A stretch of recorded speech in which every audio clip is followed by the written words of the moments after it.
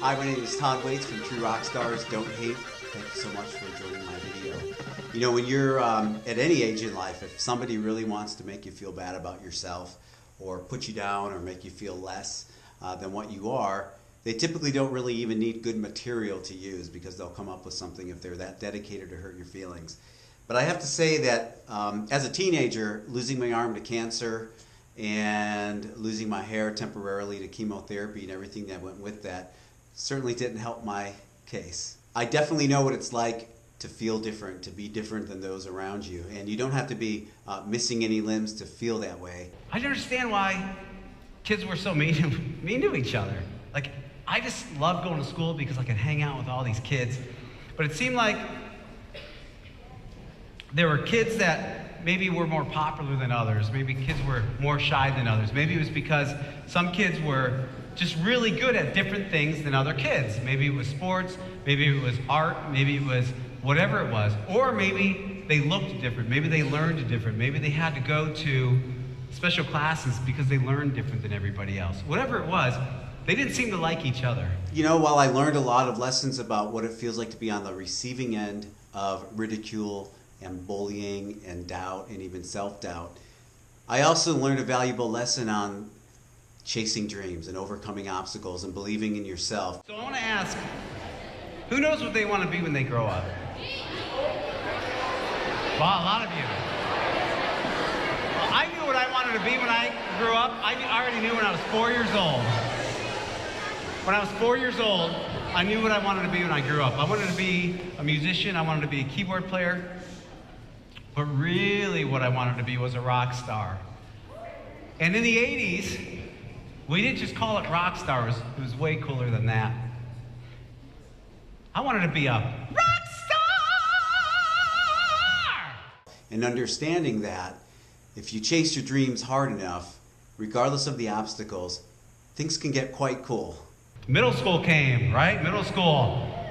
And then came, I grew my hair long, I had a jean jacket, and you could sign up for a lot of different things in middle school. I signed up for the coolest, toughest thing that they offered. Show choir. Yes. You know what I'm talking about. When I realized that those around me, the doubters, the haters, the bullies, when I realized that it wasn't up to them to decide what I could accomplish or the value that I bring, that's when things got very, very cool. I only had one dream in my whole life, and what was it? How do we say it?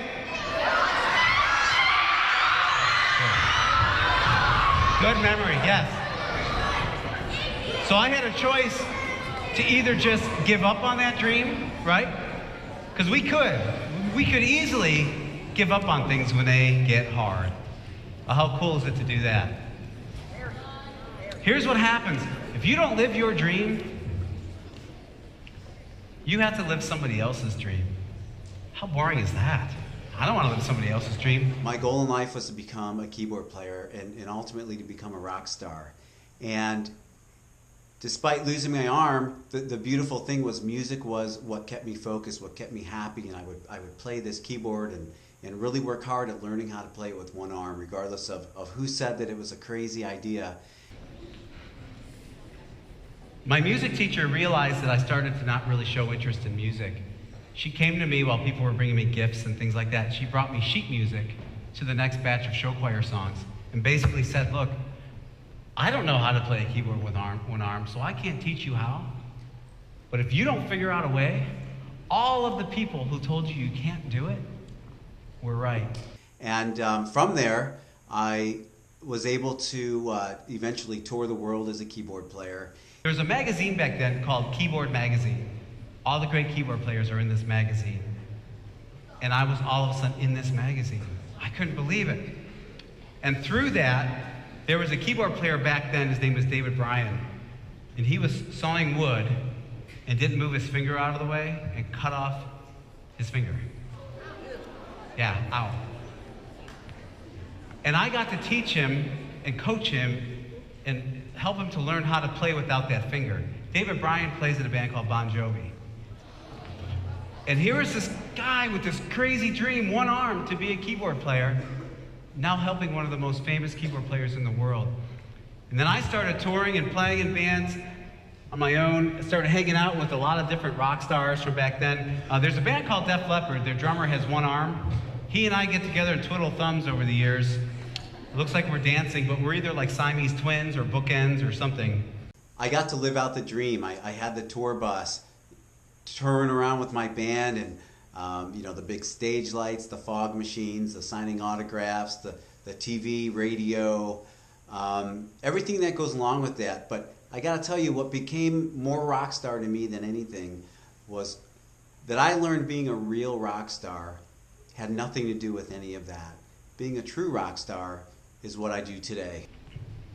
I decided to leave all of this to come and talk to kids like you. So don't ever tell me that you don't matter, because there's no way that I would leave this to talk to kids that don't matter.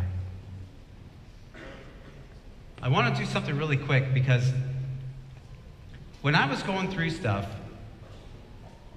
I didn't want to go to a grown-up and say, hey, guess what? Nobody likes me. I mean, that's embarrassing. Hey, guess what? People make fun of me. People draw pictures of me without an arm, and all that stuff. My stick figures are awesome too. You should see them. But first of all, it's not that hard. You wonder, what can I do to make this world a little bit better? Because I always think, man, how awesome would it be if every time we walked into a room, we made that room a little bit better than when we entered it, right? Smile at somebody that doesn't get smiled at much. Super easy. Ask somebody how their weekend was that doesn't really get talked to a lot. You don't have to have them over your house for Thanksgiving. Man, just talk to them. That could change their world.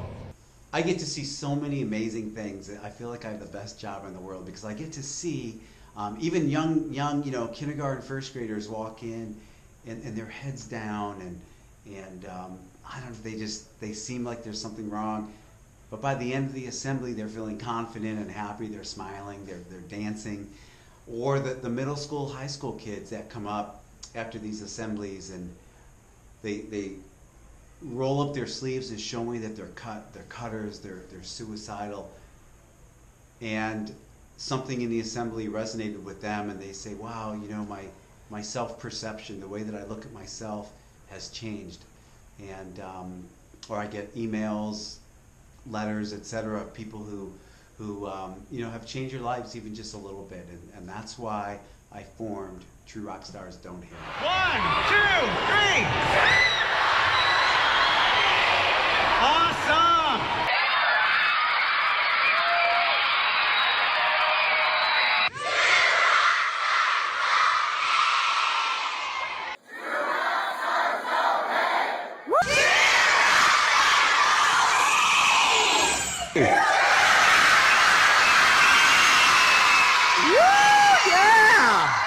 I've been honored to be in hundreds of schools all over the world, been able to speak in front of hundreds of thousands of students, faculty, and staff. I do bring a keyboard, I play a bit, and my story is not one that's a bummer. My story is a happy one. It's one of overcoming and one of achieving dreams, chasing these crazy dreams, and I want to encourage you and your kids to do the same. I hope to see you in your school soon.